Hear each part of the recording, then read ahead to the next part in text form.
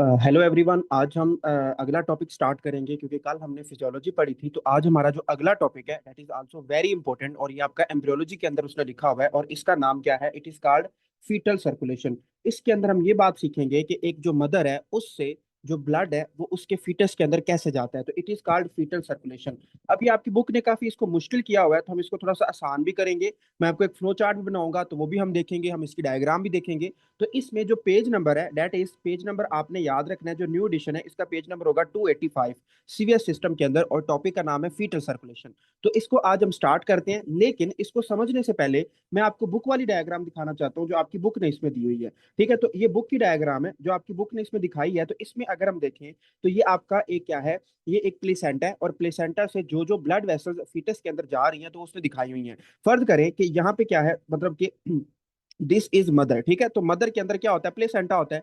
तो प्लेसेंटा से हमारे क्या निकलती है, अभी हम पढ़ेंगे भी, जस्ट हम एक ओवरव्यू लेते हैं कि प्लेसेंटा से क्या होता है। हमारी अम्बिलिकल आर्टरीज और अम्बिलिकल वेन्स निकलती हैं। तो अम्बिलिकल जो वेन होगी, जो अम्बिलिकल वेन प्लेसेंटा से जाएगी, वो क्या करेगी? वो ऑक्सीजनेटेड ब्लड लेके जाएगी, और किसकी तरफ जाएगी? हमारे लिवर की तरफ। जो लिवर होगा वो क्या करेगा? लिवर के बाद जो ब्लड होगा वो आपका जाएगा हार्ट के अंदर, और फिर हमारे पूरी फीटस के अंदर।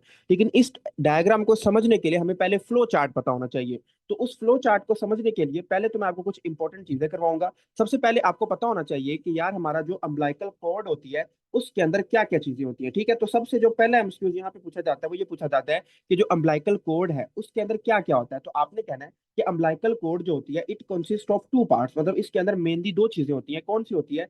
एक को हम कहते हैं अम्बिलिकल वेन। ठीक है, one is called umbilical when. और जो दूसरी चीज होती है that is called umbilical artery, उसको हम क्या कहते हैं? That is called umbilical artery. अब जो एमसीक्यूज है वो यहाँ से पूछा जाता है कि जो अम्बिलिकल वेन होती है ना, ये क्या चीज होती है। तो आपने कहना है कि जो अम्बिलिकल वेन है ये एक वेसल है जो प्लेसेंटा के अंदर होती है, एंड इट कैरी, चूंकि हालांकि ये वेन है लेकिन ये क्या है? ऑपोजिट है। तो आपने कहना है हालांकि ये वेन है but it carry oxygenated blood. तो इट इज, जो अम्बिलिकल कोड होती है प्लेसेंटा की, उसमें एक तो अम्बिलिकल वेन होगी और क्या होगा? अम्बिलिकल आर्टरी होगी। जो अम्बिलिकल वेन होती है ये आपने याद रखना है, इट इज वन। ये कितनी होती है? एक होती है। बट एक जो आपकी अम्बिलिकल कोड है उसके अंदर एक वेन होगी, बट जो अम्बिलिकल आर्टरीज होती हैं वो कितनी होती है? दो होती हैं। उसके अलावा हमने आज तक तो ये पढ़ा है कि जो आर्टरीज होती हैं दे कैरी, जो आर्टरीज होती है दे कैरी ऑक्सीजनेटेड ब्लड। लेकिन जो अम्बिलिकल आर्टरी और पल्मनरी आर्टरी होती है ना, दीज आर एक्सेप्शन। तो ये क्या होगा? ये आपका it will carry deoxygenated blood. तो इसमें दो बातें बस याद रखनी है कि अम्बिलिकल आर्टरीज कितनी होती है, these are two in numbers,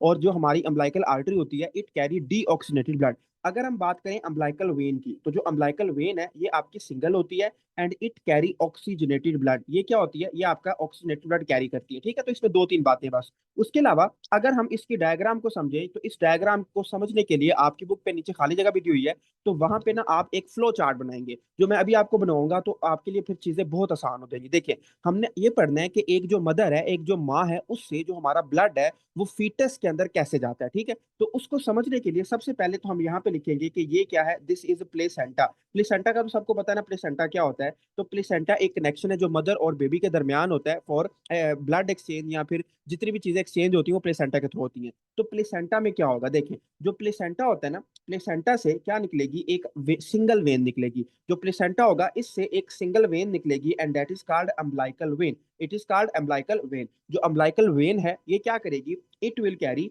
80% oxygenated blood. मतलब कि इसके अंदर क्या होगा? जो ब्लड होगा वो 80% ऑक्सीजनेटेड होगा। उसकी जो सैचुरेशन होगी वो कितनी होगी? 80% होगी। अब जो आपकी अम्बिलिकल वेन है ये क्या करेगी? ये आपकी आगे मतलब जाएगी, किसके अंदर जाएगी? It will go to the inferior vena cava. जो इंफीरियर वेना केवा है ये फीटस का पार्ट है, ये बेबी का पार्ट है। तो आपकी जो अम्बिलिकल वेन होगी ये आपके इंफीरियर वेना केवा के अंदर जाएगी। उसके अलावा जो अम्बिलिकल वेन है इसकी एक जो ब्रांच होगी वो आपकी किसके अंदर जाएगी? It will go to the liver. ये आपके लिवर के अंदर जाएगी। अब हमारे पास आपने याद रखना है कि जो इंफीरियर वेना केवा होगा ना, जो इंफीरियर वेना केवा होगा, यहाँ से क्या होगा? यहाँ से जो हमारी ब्लड वेसल है वो आगे जाएगी किसके अंदर? राइट एट्रियम के अंदर। किसके अंदर? राइट एट्रियम के अंदर। जो राइट एट्रियम है बेबी का उसके अंदर जाएगी। राइट एट्रियम के बाद हमारा जो ब्लड है अब वो जाना तो राइट वेंट्रिकल के अंदर जाना चाहिए, लेकिन ऐसा नहीं होता। आपने याद रखना है कि जो राइट वेंट्रिकल होता है, राइट एट्रियम होता है ना, जो ब्लड होता है ना यहाँ से शंट करता है। क्या करता है? हमारे पास यहाँ पे क्या होगा? लेफ्ट एट्रियम होगा। तो लेफ्ट, राइट एट्रियम और लेफ्ट एट्रियम के दरमियान एक शंटिंग पॉइंट होता है, एक फोरामेन होता है, एक सुराख होता है, और उसको हम क्या कहते हैं? That is called foramen ovale. तो आपने इसी तरह इसको याद रखना है कि जो फोरामेन ओवेल है ये एक सुराख का नाम है जो किसके दरमियान होता है, लेफ्ट एट्रियम और लेफ्ट वेंट्रिकल के दरमियान, ताकि जो हमारा ब्लड है वो राइट एट्रियम से किसके अंदर शंट हो सके, लेफ्ट एट्रियम के अंदर। ठीक है, उसके बाद हमारा जो ब्लड है वो किसके अंदर आ जाता है, वो हमारा आ जाता है लेफ्ट एट्रियम के अंदर। फिलहाल मैं एक दफा ये डायग्राम को रिमूव कर देता हूँ यहाँ से, ताकि आप इसको एक दफा समझ सके। ठीक है, तो इसमें जो हमारे पास बल्कि ऐसा करते हैं, लेफ्ट एट्रियम के बाद जो ब्लड होता है ना वो हमारा किसके अंदर जाता है, तो लेफ्ट एट्रियम के बाद जो ब्लड होता है it will go to the left ventricle. ये किसके अंदर जाएगा, लेफ्ट वेंट्रिकल के अंदर। लेफ्ट वेंट्रिकल के बाद जो आपका ब्लड होगा वो किसके अंदर जाएगा, it will go to the aorta. ठीक है, किसके अंदर जाएगा, एओर्टा के अंदर। और एओर्टा के बाद जो आपका ब्लड होता है वो किसके अंदर चला जाता है, बेबी की सर्कुलेशन के अंदर। ठीक है, बेबी की मतलब जो जितनी भी उसको ऑक्सीजन चाहिए होती है वो उसको यूज कर लेता है। उसके बाद जो आपका ब्लड होगा वो सर्कुलेशन से किसके अंदर चला जाएगा, आपकी अम्बलाइकल आर्टरी के अंदर। किसके अंदर, अम्बलाइकल आर्टरी के अंदर। और जो अम्बलाइकल आर्टरी है वो फिर आपकी वापस किसके अंदर आ जाती है, प्लेसेंटा के अंदर। तो अगर हम एक रफ सा आइडिया लगाएं, देखें, जब मदर का जो ब्लड होता है वो किसके अंदर जाता है, प्लेसेंटा से वो किसके अंदर जाएगा, it will goes to the umbilical vein. जो अम्बलाइकल वेन का ब्लड होता है ये क्या होता है, ये 80% क्या होता है, मतलब कि इसमें 80% ऑक्सीजन होती है। तो 80% जो ऑक्सीजन होती है वो इसके अंदर जाता है अम्बलाइकल वेन के अंदर। अम्बलाइकल वेन के बाद जो ऑक्सीनेटेड ब्लड होता है वो हमारी इंफीरियर वेना केवा के अंदर जाता है। इंफीरियर वेना केवा के बाद वो किसके अंदर जाएगा, राइट एट्रियम के अंदर। राइट एट्रियम से जो ब्लड होता है वो शंट करके फोरामेन ओवेल के थ्रू, ये एक सुराख का नाम है जो हमारे हार्ट के अंदर होता है between right atrium and left atrium, उससे जो ब्लड होता है वो शंट करके कहाँ पे पहुंच जाता है, हमारे लेफ्ट एट्रियम के अंदर। और लेफ्ट एट्रियम के बाद वो किसके अंदर चला जाता है, लेफ्ट वेंट्रिकल के अंदर। लेफ्ट वेंट्रिकल के बाद वो एओर्टा के अंदर, एओर्टा से सर्कुलेशन में आके अम्बलाइकल आर्टरी के थ्रू। तो ये आपका एक ना जनरल सर्कुलेशन है। उसके बाद हमारे पास ना यहाँ पे एक और सर्कुलेशन होती है, तो उसका भी हमें थोड़ा सा पता होना चाहिए। तो मैं यहाँ से थोड़ा सा रिमूव करता हूँ। देखिए, अगर हम बात करें कि यार जो हमारा राइट एट्रियम है ना, इसमें ज्यादातर जो ब्लड होता है ना वो शंट होके हमारे लेफ्ट एट्रियम में चला जाता है। बट आपने याद रखना है कि राइट एट्रियम से जो थोड़ा सा ब्लड है, बिल्कुल थोड़ा सा ब्लड क्या करता है, थोड़ा सा ब्लड आपके राइट वेंट्रिकल के अंदर में चला जाता है, बिल्कुल सम ब्लड। ठीक है, some amount of blood.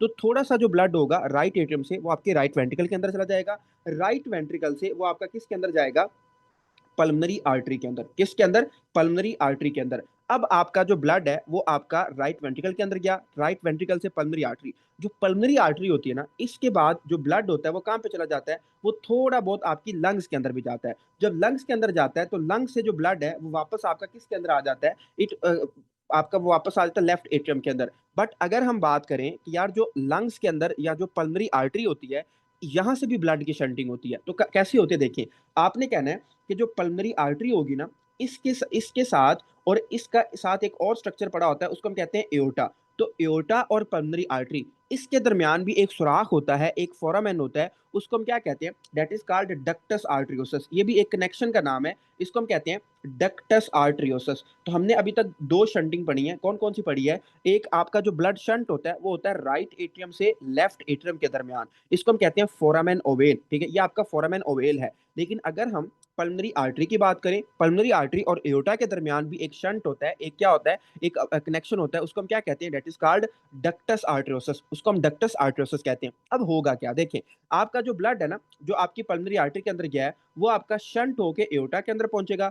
Aorta से वो वापस आपके किसके अंदर आ जाएगा, सर्कुलेशन के अंदर आ जाएगा। तो अगर मैं आपको इस डायग्राम पे दिखाऊं, फिर मैं आपको बुक भी थोड़ी सी रीड करवाता हूँ क्योंकि थोड़ा सा एक कंफ्यूजिंग टॉपिक है। तो अगर आप इस डायग्राम को देखें तो इस डायग्राम में आपको सारी बातें क्लियर हो रही होंगी। देखिए, ये आपका प्लेसेंटा है, प्लेसेंटा से क्या निकला, प्लेसेंटा से आपकी निकलेगी अम्बलाइकल वेन। ठीक है, सबसे पहले आपकी क्या होगी, अम्बलाइकल वेन। जो अम्बलाइकल वेन होगी उसकी आपकी एक वेसल कहाँ चली जाएगी, लिवर के अंदर। और जो उसकी दूसरी ब्रांच है वो किसके अंदर चली जाएगी, that will goes to the inferior vena cava. किसके अंदर, इंफीरियर वेना केवा के अंदर। अब देखिए, इंफीरियर वेना केवा ये भी एक वेन है, और जो आपकी अम्बलाइकल वेन है ये भी एक वेन है। तो अम्बलाइकल वेन और इंफीरियर वेना केवा, इनके दरमियान जो शंटिंग पॉइंट होता है ना, जो एक डक्ट होती है जो आपकी अम्बलाइकल वेन और इंफीरियर वेना केवा को आपस में मिलाती है, it is called ductus venosus. इसको हम क्या कहते हैं, डक्टस विनोसस कहते हैं। ये एक शंटिंग पॉइंट है, ये किसके दरमियान है, अम्बलाइकल वेन और इंफीरियर वेना केवा के दरमियान। अगर हम बात करें कि यार अच्छा, हमारे पास एक और भी पॉइंट होता है जहाँ पे शंटिंग होती है, तो आपका जो इंफीरियर वेना केवा है वो जाती है किसके अंदर, आपके राइट एट्रियम के अंदर। राइट एट्रियम से अब ब्लड तो जाना चाहिए राइट वेंट्रिकल के अंदर, लेकिन राइट वेंट्रिकल के अंदर नहीं जाता, वो शंट होकर किसके अंदर चला जाता है, लेफ्ट एट्रियम के अंदर। तो आपने कहना है कि अगर हमारा राइट एट्रियम और लेफ्ट एट्रियम के दरमियान जो शंटिंग होती है उसको हम क्या कहते हैं, that is called foramen ovale. ये जो फोरामेन ओवेल है ये एक सुराख का नाम है जो प्रेजेंट होता है in between right atrium and left atrium, ठीक है। उसके बाद हमने पढ़ा कि यार जो डक्टस आर्टरियोसिस होता है ना, जो डक्टस आर्टरियोसिस है ये क्या चीज है। तो डक्टस आर्टरियोसिस आपका इन बिटवीन एओर्टा और पल्मोनरी आर्टरी। मैं आपको ना ये सारी तीनों चीजें लिखवाता हूँ, देखें। सबसे पहले हमने पढ़ा कि यार हमारी जो एक कनेक्शन होता है ना, या जो एक शंट होता है किसके दरमियान, इंफीरियर वेना केवा और किसके दरमियान, शाबाश, इंफीरियर वेना केवा और हमारी जो अम्बलाइकल वेन थी। तो अम्बलाइकल वेन और इंफीरियर वेना केवा के दरमियान जो एक पॉइंट होता है, एक जो जोड़ने वाली चीज है, उसका नाम क्या है, that is called ductus venosus. क्योंकि दोनों वेन्स के दरमियान है तो इसको हम कहेंगे डक्टस विनोसस। उसके बाद हमने सेकंड पॉइंट ये पढ़ा कि यार हमारा जो राइट एट्रियम है और हमारा जो लेफ्ट एट्रियम है, लेफ्ट एट्रियम और राइट एट्रियम के दरमियान जो कनेक्शन होता है उसको हम क्या कहते हैं, that is called foramen ovale, that is called foramen ovale. उसके बाद हमने तीसरे नंबर पे जो पॉइंट पढ़ा वो ये पढ़ा कि हमारे पास जो पल्मोनरी आर्टरी होती है ना, पल्मोनरी आर्टरी और हमारी जो एओर्टा होती है, हालांकि दोनों आर्टरीज है ना, तो पल्मोनरी आर्टरी और जो एओर्टा होती है इनके दरमियान जो आपका एक अबनॉर्मल कनेक्शन होगा, that is called, sorry, normal connection होगा फॉर शंटिंग, तो it is called ductus arteriosus. इसको हम क्या कहते हैं, it is called ductus arteriosus, ठीक है। ये बहुत इंपॉर्टेंट पॉइंट्स है, आपको पता होना चाहिए कि डक्टस विनोसस किस किस के दरमियान होता है, फोरामेन ओवेल किस किस के दरमियान होता है, और जो आपका डक्टस आर्टरियोसस है ये किस किस के दरमियान होता है, ठीक है। तो ये इसमें बहुत इंपॉर्टेंट पॉइंट है। उसके अलावा आपसे एक और एमसीक्यू बहुत ज्यादा पूछा जाता है, वो ये पूछा जाता है कि हमने चले मान दिया कि जब बच्चा एक माँ के पेट के अंदर होता है तो उसके अंदर जो राइट एट्रियम और लेफ्ट एट्रियम होता है ना, इसके दरमियान जो होल होता है it is called foramen ovale, इसको हम फोरामेन ओवेल कहते हैं। बट यहाँ पे एक एमसीक्यू आपसे पूछा जाएगा कि आपका जो फोरामेन ओवेल है, what is the remnant of foramen oval, कि अगर मतलब छोटे बच्चों के अंदर फोरामेन ओवेल होता है तो जब वो बड़ा हो जाएगा या अडल्ट्स के अंदर इसका रेमानेंट क्या होगा, the remnant of foramen ovale is called fossa ovalis, इसको हम क्या कहते हैं, it is called fossa ovalis कहते हैं, ठीक है। तो एक आपका एमसीक्यू ये है। उसके अलावा अगर आप यूवर्ल्ड उठा के देखेंगे तो उसमें आपको एक एमसीक्यू मिलेगा, उसमें आपको एक लंबा सारा मतलब सवाल पूछेगा और उसमें एंड पे ये पूछा होगा कि हाईएस्ट ऑक्सीजन कंटेंट, ठीक है, highest oxygen content in in fetus, कि जो बेबी होता है, जो फीटस होता है उसके अंदर हाईएस्ट जो ऑक्सीजन कंटेंट है वो किस पार्ट के अंदर होता है। तो आपने याद रखने, देखें, जो हमारा हाईएस्ट ऑक्सीजन कंटेंट था वो किसके अंदर था, that is present in the inferior vena केवा। तो इंफीरियर वेना केवा के अंदर क्या होता है, that it it has highest oxygen content, इसमें सबसे ज्यादा ऑक्सीजन होती है। उसके बाद एक और इसमें पॉइंट आप ये लिखें कि अच्छा हाँ, ये तो हमने समझ गया कि मतलब ठीक है, हाईएस्ट ऑक्सीजन कंटेंट कहाँ पे होता है, what is the remnant of foramen oval, जिसको हम फोसा वेलिस कहते हैं। ये दो बड़े इंपॉर्टेंट पॉइंट्स हैं। उसके बाद ना आपने एक और चीज याद रखनी है, देखिए, आपने ना एक जनरल रूल याद रखना है, जब भी हमारी लंग्स के अंदर, जब भी हमारी लंग्स के अंदर हाइपोक्सिया होता है ना, तो जब भी हमारी लंग्स के अंदर हाइपोक्सिया होता है इट विल कॉज वेजो कंस्ट्रिक्शन। ये क्या करवाता है, वेजो कंस्ट्रिक्शन, इससे हमारी वेसल्स कंस्ट्रिक्ट होती हैं जब भी लंग्स के अंदर हाइपोक्सिया होगा। बट जो हमारी बॉडी होती है ना ये उलट है, ठीक है, इसकी जो बॉडी है वो ऑपोजिट है। तो अगर हम बॉडी की बात करें तो बॉडी के अंदर जब भी आपको हाइपोक्सिया देखने को मिलेगा तो बॉडी के अंदर क्या होती है, वेजोडाइलेशन। तो हमारी लंग्स के अंदर जब भी हाइपोक्सिया होगा हमने कहना है वेजोकंस्ट्रिक्शन, बॉडी के अंदर जब भी हाइपोक्सिया होगा वेजोडाइलेशन होती है, ठीक है। तो इसको अप्लाई करते हुए मैं आपको एक कॉन्सेप्ट समझाना चाहता हूँ। देखिए, मुझे ये बताएं कि जब एक बच्चा माँ के पेट के अंदर होता है तो क्या वो ब्रीदिंग करता है, तो आप सबको पता है कि अगर हम फीटस की बात करें तो उसके अंदर क्या होता है, देयर इज नो ब्रीदिंग, ठीक है। उसमें क्या होता है, उसमें कोई भी ब्रीदिंग नहीं हो रही होती, और अगर कोई भी ब्रीदिंग नहीं होगी तो उसकी लंग्स में क्या होगा, उसकी लंग्स के अंदर हाइपोक्सिया होगा। मतलब कि लंग्स में अभी अभी हमने पढ़ा कि लंग्स के अंदर जब भी हाइपोक्सिया होता है तो क्या मिलेगा हमें, वेजो कंस्ट्रिक्शन होगी, ठीक है। लंग्स के अंदर जब भी हाइपोक्सिया होगा तो क्या मिलेगा हमें, वेजो कंस्ट्रिक्शन होगी। तो अगर हम बात करें कि जो फीटस है जब वो माँ के पेट के अंदर होता है तो कोई ब्रीदिंग नहीं करता, जब कोई ब्रीदिंग नहीं करता तो लंग्स के अंदर हाइपोक्सिया होगा और वेजो कंस्ट्रिक्शन होगी। तो मुझे ये बताएं कि अगर आपकी लंग्स के अंदर हाइपोक्सिया है, वेजो कंस्ट्रिक्शन है, तो क्या ब्लड हमारी लंग्स की तरफ जाएगा, तो जाहिर सी बात है कि जो ब्लड होगा वो हमारी लंग्स की तरफ नहीं जाएगा। तो यही आपने पॉइंट याद रखना है कि जो फीटस होते हैं, जो छोटे बच्चे होते हैं, इनमें क्या होता है, नो ब्लड फ्लो, ठीक है, इनमें क्या होता है, no blood flow to lungs. इसमें क्या होता है कि जो हमारी लंग्स होती हैं उसकी तरफ कोई भी ब्लड नहीं जा रहा होता, ठीक है। तो यही वजह है, ऊपर मैंने आपको बताया है कि आपका जो ब्लड होता है ना वो शंट कर जाता है, कहाँ से, राइट एट्रियम से लेफ्ट एट्रियम में। अब जाना तो उसको लंग्स में चाहिए था, लेकिन चूंकि लंग्स के अंदर तो बहुत ज्यादा वेजोकंस्ट्रिक्शन है, तो इस वजह से जो ब्लड होगा वो आपका लंग्स की बजाय किसके अंदर जाएगा, लेफ्ट एट्रियम के अंदर जाएगा। ठीक है, तो ये एक इसमें बहुत इंपॉर्टेंट पॉइंट है जो आपको पता होना चाहिए कि चूंकि फीटस के अंदर कोई ब्रीदिंग नहीं होती, तो इस वजह से उसकी लंग्स की तरफ कोई भी ब्लड नहीं जाता। ठीक है, बट अगर हम बात करें कि अभी तो ये बच्चा था ना, माँ के पेट के अंदर था, बट जैसे ही वो बच्चा पैदा होगा एट बर्थ, तो एट बर्थ आप सबको पता है कि बच्चा क्या करता है, हमने पढ़ा हुआ है कि जब बच्चा पैदा होता है ना, तो तकरीबन 6 सेकंड लेता है। 6 सेकंड के अंदर अंदर जो नॉर्मल बेबी होता है ना, वो अपने सांस बहाल करता है, वो सांस लेना शुरू करता है। तो एट बर्थ बच्चा क्या करेगा, बच्चा ब्रेथ करेगा। ठीक है, तो जब बच्चे की ब्रीदिंग स्टार्ट होगी, उससे क्या होगा, उसकी जो लंग्स के अंदर हाइपोक्सिया था, उसकी लंग्स के अंदर जो हाइपोक्सिया था वो कम होगा। जब लंग्स का हाइपोक्सिया कम होगा तो उससे क्या होगा, शाबाश, जब लंग्स का हाइपोक्सिया कम होगा तो उससे आपको मिलेगी वेजो डायलेशन। अब देखें, अब अगर लंग्स के अंदर वेजो डायलेशन है तो क्या होगा, ब्लड हमारा ज्यादा से ज्यादा किसके अंदर जाएगा, लंग्स के अंदर जाएगा। तो यही तो बात उसने लिखी हुई है कि अगर हमारा मतलब कि लंग्स की तरफ ब्लड जाएगा तो हमारा जो राइट एट्रियम है, अब इससे ब्लड किसके अंदर जाएगा, राइट वेंट्रिकल के अंदर, उसके बाद लंग्स में, लंग्स से किसके अंदर जाएगा, मतलब जो नॉर्मल एक इंसान के अंदर सर्कुलेशन होती है।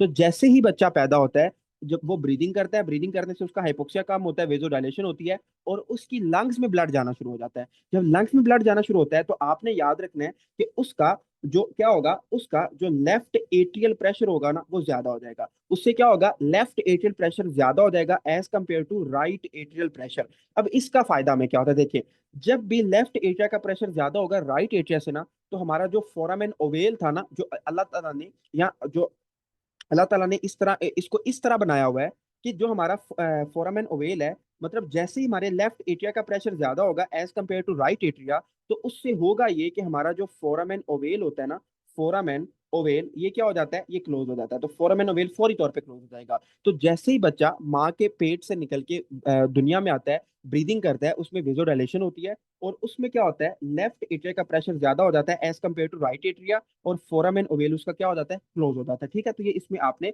याद रखना है। लेकिन उसको मुकम्मल तौर पे जो कंप्लीटली क्लोज होते होते तकरीबन 6 से 7 महीने लग जाते हैं। अच्छा, हम आगे चलते हैं। आप कहते हैं कि अच्छा ये तो हमें समझ आ गया, अब ना मैं आपको बुक पे लेके चलता हूँ और इसको ना थोड़ा सा हम बुक से रीड करते हैं, क्योंकि मैं अगर आपको सारी बातें बता भी दूंगा तो उसका कोई इतना फायदा नहीं होगा जब तक आपको बुक की समझ नहीं आएगी। तो आप लोग जरा बुक को ओपन करें, बुक में उसने ये लिखा हुआ है फीटल सर्कुलेशन। देखें, मैंने जितनी बातें आपको बताई हैं ये सारी आपकी बुक ने लिखी है। देखिए, उसने लिखा है कि ब्लड इन अम्बलाइकल वेन, ये अम्बलाइकल वेन किसका पार्ट है, आपके प्लेसेंटा का, अम्बलाइकल कोड का। तो इसमें क्या होता है, आपका जो पार्शियल प्रेशर ऑफ ऑक्सीजन है वो 30 होता है, और it is 80% saturated with oxygen. मतलब अम्बलाइकल वेन के अंदर जो ब्लड होता है ये 80% क्या होता है, सैचुरेटेड होता है। Umbilical arteries have low oxygen saturation, वही बात लिखी है कि अम्बलाइकल आर्टरीज कितनी होती है, 2 होती है, और जो हमारी अम्बलाइकल वेन होती है ये कितनी होती है, 1 होती है, और इसके अंदर ऑक्सीजनेटेड ब्लड होता है, 80% सैचुरेटेड ब्लड होता है। उसके बाद हमने पढ़ा कि यार जो हमारे इंपॉर्टेंट शंट्स होते हैं ना, वो कौन कौन से होते हैं, तो वी हैव इंपॉर्टेंट 3 शंट्स जो मैंने आपको लिखवाए भी हैं। देखें, सबसे पहले हमने बात की डक्टस विनोसस की, तो मैंने कहा था कि इसके एंड पे विनोसस आ रहा है ना, तो ये 2 वेन्स के दरमियान होगा। कौन कौन सा होगा, एक आपकी होती है इंफीरियर वेना केवा, और दूसरी क्या होगी, शाबाश, इंफीरियर वेना केवा होगी, और आपकी अम्बलाइकल वेन। तो अम्बलाइकल वेन और इंफीरियर वेना केवा के दरमियान जो शंट होता है इसको हम कहते हैं डक्टस विनोसस। ठीक है, तो ये क्या करेगा, ये आपका बाईपास करता है हिपैटिक सर्कुलेशन को, ब्लड को ये उसमें लीवर में नहीं जान देता, बल्कि क्या कर देता है, ये बाईपास कर देता है। उसके अलावा जो सेकंड शंट हमने पढ़ा था that is called foramen ovale. Foramen ovale क्या करता है, ये आपके राइट एट्रिया और जो आपका लेफ्ट एट्रिया होता है ना, उसके दरमियान ये शंट है, और ये क्या होता है, it most of the highly oxygenated blood reaching the heart via inferior vena केवा is directed through the foramen ovale into left atrium. वही उसने बात की है कि ज्यादातर जो आपका ब्लड होता है वो आपका राइट एट्रिया से किसके अंदर चला जाता है, लेफ्ट एट्रिया के अंदर। उसके बाद अगर हम बात करें कि deoxygenated blood from the superior vena cava passes through the right atrium to right ventricle, वही जो बातें मैंने आपको लिखवाई है कि राइट एट्रियम से किसके अंदर जाएगा, थोड़ा बहुत ब्लड आपके राइट वेंट्रिकल के अंदर जाएगा, फिर आपके मेन पल्मोनरी आर्टरी के अंदर डक्टस आर्टरियोसस, जो डक्टस आर्टरियोसस होता है उसके थ्रू आपका ये किसके अंदर चला जाएगा, डिसेंडिंग एओर्टा के अंदर। तो आपको पता होना चाहिए कि जो डक्टस आर्टरियोसस है ये किस किस के दरमियान होता है, तो it is present between pulmonary artery and aorta. ठीक है, उसके बाद shunt is due to high fetal pulmonary artery resistance. High fetal pulmonary artery resistance का मतलब क्या है कि अभी जो बच्चा है वो ब्रीदिंग नहीं कर रहा, तो उसकी जो लंग्स है उसमें क्या है, देयर इज स्वेयर हाइपोक्सिया। तो चूंकि लंग्स के अंदर बहुत ज्यादा हाइपोक्सिया है ना, तो लंग्स में क्या होगी, वेजो कंस्ट्रिक्शन होगी। चूंकि लंग्स के अंदर बहुत ज्यादा वेजो कंस्ट्रिक्शन होगी, तो उस वजह से क्या होगा, आपका जो ब्लड होगा वो लंग्स की तरफ नहीं जाएगा, तो इस वजह से ये सारी चीजें आपको होंगी। अच्छा, उसके बाद जैसे ही बच्चा पैदा होता है एट बर्थ, जो इन्फेंट है वो क्या करेगा, वो ब्रेथ स्टार्ट करेगा, वो सांस लेगा। जैसे वो सांस लेगा, ऑक्सीजन उसकी लंग्स में जाएगी, तो उसका हाइपोक्सिया ठीक हो जाएगा। उसका हाइपोक्सिया कम होगा तो decrease resistance in pulmonary vasculature, increase left atrial pressure with right atrial pressure. Foramen जो ओवेल होगा वो क्या हो जाएगा, वो क्लोज हो जाएगा। वही बात आ गई। देखिए मैं आपको ना इसकी स्कीमेटिक डायग्राम समझाता हूँ, फिर आपको शायद मेरी बात समझ आए। देखें, आपने याद रखना है, फर्ज करें कि अगर हम बात करें ना कि ये आपका हार्ट है, ठीक है, ये आपका हार्ट है, तो अगर ये आपका दिस इज राइट एट्रियम, ठीक है, ये आपका लेफ्ट एट्रियम है, दिस इज राइट वेंट्रिकल, और ये क्या है, आपका लेफ्ट वेंट्रिकल है, ठीक है। अच्छा, अब होता क्या है कि जब बच्चा माँ के पेट के अंदर होता है, तो लंग्स में तो ब्लड जा नहीं रहा। लंग्स में क्यों नहीं ब्लड जा रहा, देखिए लंग्स में ब्लड जाता है आपके राइट वेंट्रिकल से, तो लंग्स में ब्लड नहीं जा रहा क्योंकि लंग्स की तो रेजिस्टेंस ही बहुत ज्यादा है, अभी बच्चा सांस ही नहीं ले रहा। लेकिन जैसे ही बच्चा पैदा होता है, वो सांस लेना शुरू करता है, तो क्या होता है कि हमारा जो ब्लड होता है वो क्या करता है, वो लंग्स में जाना शुरू होता है। तो इससे क्या होगा, राइट एट्रिया से ब्लड आएगा किसके अंदर, राइट वेंट्रिकल के अंदर, तो राइट एट्रिया का प्रेशर कम हो जाएगा। और लंग से प्रेशर, आप लंग से जो ब्लड होगा वो आपके लेफ्ट एट्रिया के अंदर आएगा, तो लेफ्ट एट्रिया का प्रेशर ज्यादा हो जाएगा। तो इससे होगा ये कि लेफ्ट एट्रिया और राइट एट्रिया का प्रेशर जैसे ही ज्यादा मतलब लेफ्ट एट्रियम का प्रेशर ज्यादा ज्यादा होता है, तो ब्लड क्या करता है, यहाँ पे जो सुराख था ना, यहाँ पे जो फोरामेन ओवेल था, वो फौरी तौर पे क्लोज हो जाता है। ठीक है, पहले क्या था, पहले राइट एट्रियम का प्रेशर ज्यादा था, लेकिन अब क्या है, अब आपके लेफ्ट एट्रियम का प्रेशर ज्यादा हो गया है, तो इस वजह से जो आपका फोरामेन ओवेल होगा ये क्या होगा, ये फौरी तौर पे क्लोज हो जाएगा। ठीक है, तो ये उसने लिखा हुआ है। अच्छा, उसके बाद increase oxygen from respiration and decrease in prostaglandin. मैं आपको समझाता हूँ प्रोस्टाग्लैंडिन का क्या मकसद होता है। उसके अलावा क्लोजर ऑफ डक्टस आर्टरियोसिस। ठीक है, हम इसको ना समझते हैं कि इसमें उसने क्या लिखा हुआ है। देखिए, हम दोबारा नोट्स पे चलते हैं, लेकिन इसमें आपने थोड़ा सा फोकस होकर बैठना है।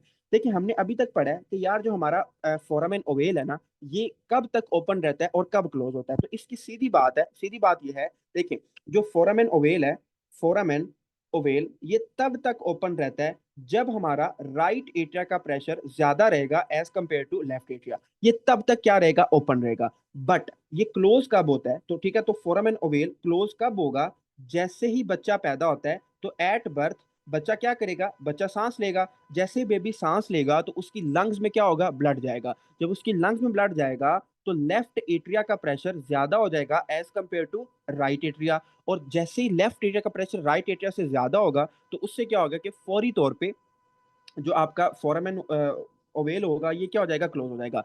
बट अगर हम बात करें अगले की, that is called ductus, that is called ductus arteriosus. देखिए जो डक्टस आर्टरियोसस है ना, इसको ओपन रखने के लिए दो चीजें होती हैं। एक तो होता है हाइपोक्सिया, डीऑक्सीजनेटेड ब्लड, और दूसरा इसमें होता है प्रोस्टाग्लैंडिन, और इसको हम कहते हैं प्रोस्टाग्लैंडिन E1। ठीक है, तो डक्टस आर्टरियोसस जो एओर्टा और पल्मोनरी आर्टरी के दरमियान था, इसको ओपन करने के लिए दो चीजें होती हैं। एक होता है हाइपोक्सिया और एक होता है प्रोस्टाग्लैंडिन E1। बट जैसे ही बच्चा पैदा होता है, सांस लेता है, तो उसमें क्या होता है, हाइपोक्सिया ठीक हो जाता है। जाहिर बात, जब वो सांस लेगा तो उसमें ऑक्सीजन कंटेंट क्या होगा, ज्यादा होगा। उसके अलावा देखें, जब बच्चा माँ के पेट के अंदर होता है, तो प्लेसेंटा क्या करता है, प्लेसेंटा प्रोस्टाग्लैंडिन बनाता रहता है, बनाता रहता है। बट जैसे ही बच्चे की डिलीवरी होती है, जैसे ही बेबी की डिलीवरी होती है, तो उसके अंदर जो प्रोस्टाग्लैंडिन है वो कम हो जाते हैं। तो आपने याद रखना है कि जैसे ही बच्चा पैदा होगा, उसके अंदर हाइपोक्सिया भी कम हो जाएगा और प्रोस्टाग्लैंडिन भी कम हो जाएगा। तो ये दो चीजें ही तो आपके डक्टस आर्टरोसिस को ओपन कर रही थी। तो जैसे ही बच्चा पैदा होगा, हाइपोक्सिया भी कम हो गया, प्रोस्टाग्लैंडिन भी कम हो गया, तो उससे क्या होगा, जो आपका डक्टस आर्टरोसिस होगा ये भी क्या हो जाएगा, ये भी आपका क्लोज हो जाएगा। ठीक है, अब आप कहते हैं कि यार कुछ ऐसे लोग होते हैं, कुछ ऐसे बच्चे होते हैं जिनमें जो डक्टस आर्टरोसिस है वो आपका क्या रहता है, वो ओपन ही रहता है। तो उनको क्लोज करने के लिए देखिए हमने क्या करना है, हमने कोई ना कोई ऐसी चीज देनी है जिससे क्या होगा, जिससे हमारे प्रोस्टाग्लैंडिन E1 कम हो जाए। तो प्रोस्टाग्लैंडिन E1 को कम करने के लिए, प्रोस्टाग्लैंडिन E1 कम करने के लिए हम क्या देंगे, हमारे पास बहुत मशहूर है जमाना ड्रग है, दैट इज कार्ड एनसेड्स। वो क्या आती है, एनसेड्स आती है। आप पैथोमा उठा के देख लें, कोई बुक उठा के देख लें, तो एनसेड्स में जो सबसे ज्यादा यूज होती है दैट इज कार्ड इंडोमेथासिन। जो इंडोमेथासिन है ये बहुत कॉमनली यूज करते हैं। ये एक एनसेड है जो आपकी बॉडी के अंदर प्रोस्टाग्लैंडिन को कम करता है। उसके अलावा आप इसके लिए आईब्रूफेन भी यूज कर सकते हैं, ये भी आपकी बॉडी के अंदर प्रोस्टाग्लैंडिन काम करेगा। उसके अलावा तो अगर आप जिस बंदे को एनसेड्स, इंडोमेथासिन, आईब्रूफेन या असीटोमिनोफेन, जो असीटोमिनोफेन है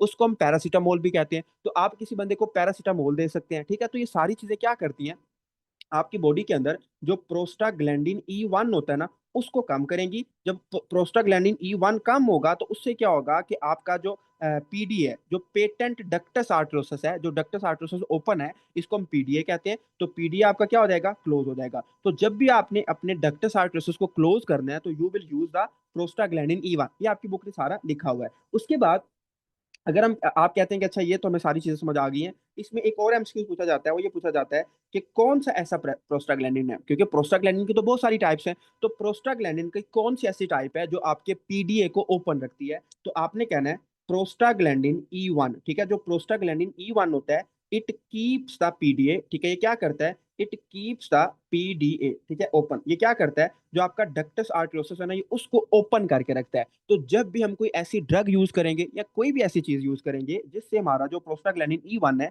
ये क्लोज हो जाए, तो उससे क्या होगा, हमारा पीडीए क्या हो जाएगा, क्लोज हो जाएगा। ठीक है, फॉर एग्जांपल जो प्रोस्टाग्लैंडिन E1 है, अगर हम इसके लिए इस्तेमाल करते हैं एनसेड्स, तो एनसेड से क्या होगा, जो हमने ऊपर पढ़ा भी है इंडोमेथासिन, इंडोमेथासिन से क्या होगा कि आपका जो प्रोस्टाग्लैंडिन वो कम हो जाएगा, जिससे क्या होगा, आपका पीडीए क्या हो जाएगा, आपका क्लोज हो जाएगा। ठीक है, तो अच्छा हम आगे चलते हैं।